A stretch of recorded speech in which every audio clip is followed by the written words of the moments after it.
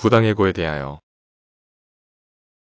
회사 측으로부터 정확한 해고, 사유도 고지하지 않은 채 사직서를 제출한 후 다음 주부터 출근하지 말라는 구두 통지만 받은 분이 전화 상담을 주셨습니다. 부당해고로 다투고 싶은데 어떻게 진행이 되는지 그 절차를 가르쳐 달라고 하셨답니다. 먼저 해고란 실제 사업장에서 불리는 명칭이나 절차에 관계없이 근로자의 의사에 반하여 사용자의 일방적 의사에 의하여 이루어지는 모든 근로계약 관계의 종료를 의미합니다. 그중 부당해고란 정당한 이유가 없는 해고, 근로기준법 제23조 제1항이므로 근로자의 의사에 반할 것, 사용자가 일방적으로 계약을 종료할 것을 요합니다. 따라서 원칙적으로 사직원을 제출하라는 요구를 받으셨더라도 사직원을 제출하지 마시고 해고 통지서를 요구하라고 조언해 드렸답니다. 물론 사직서를 제출한 경우에도 부당해고가 인정되는 경우가 있지만 후에 자세히 설명드리겠습니다. 근로기준법 제23조 해고 등의 제한 1. 사용자는 근로자에게 정당한 이유 없이 해고, 휴직, 정직, 전직, 감봉, 그 밖의 징벌을 하지 못한다. 2. 사용자는 근로자가 업무상 부상 또는 질병의 요양을 위하여 휴업한 기간과 그 후 30일 동안 또는 산전, 산후의 여성이 이 법에 따라 휴업한 기간과 그 후 30일 동안은 해고하지 못한다.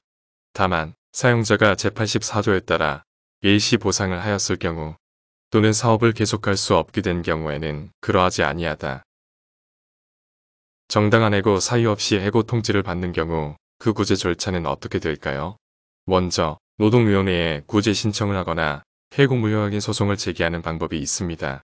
노동위원회에 구제 신청을 하는 경우 절차가 비교적 간단히 끝나지만 그 기간이 짧은 만큼 부당해고 기간 동안 받을 수 있는 금액이 줄어드는 반면 민사소송, 해고 무효확인 소송을 제기하는 경우 절차가 길어지지만 승소 시 지급받는 금액이 다액이라는 장점이 있으니 상황에 따라 유리한 방법을 선택하시면 됩니다. 노동위원회에 구제 신청을 하는 경우 부당해고가 있었던 날부터 3개월 이내에 증거를 수집해 제출해야 합니다. 이후 노동위원회에서 증인신문, 증거조서 등을 거쳐 구제 명령을 하거나 구제 신청을 기각합니다. 결과에 불복하는 경우 구제명령서나 기각결정서를 통지받은 날로부터 10일 내에 중앙노동위원회에 재심을 신청해야 할 수 있습니다. 이에 따라 중앙노동위원회에 재심 절차가 개시되며 중앙노동위원회의 결정에 불복하는 경우에는 구제명령서나 기각결정서를 통지받은 날로부터 15일 이내에 행정소송을 제기할 수 있습니다. 위에 불복기간이 지나가는 경우 다시 다툴 수 없기 때문에 신속하게 대응하셔야 한답니다. 제28조 부당해고 등의 구제 신청 1. 사용자가 근로자에게 부당해고 등을 하면 근로자는 노동위원회에 구제를 신청할 수 있다. 이 제1항에 따른 구제 신청은 부당해고 등이 있었던 날부터 3개월 이내에 하여야 한다. 제30조 구제명령 등 1. 노동위원회는 제29조에 따른 심문을 끝내고 부당해고 등이 성립한다고 판정하면 사용자에게 구제명령을 하여야 하며 부당해고 등이 성립하지 아니한다고 판정하면 구제 신청을 기각하는 결정을 하여야 한다. 제31조 구제명령 등의 확정 1. 노동위원회법에 따른 지방노동위원회의 구제명령이나 기각결정에 불복하는 사용자나 근로자는 구제명령서나 기각결정서를 통지받은 날부터 10일 이내에 중앙노동위원회에 재심을 신청할 수 있다.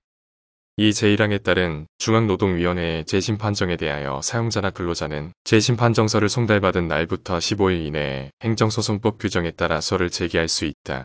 3. 제1항과 제2항에 따른 기간 이내에 재심을 신청하지 아니하거나 행정소송을 제기하지 아니하면 그 구제명령, 기각결정 또는 재심 판정은 확정된다. 부당한 해고로 손해를 입으시거나 곤란한 분이 계시다면 장원법률사무소로 전화 상담해보세요. 능력 있는 법률 조력자와 함께한다면 좋은 결과를 얻을 수 있습니다.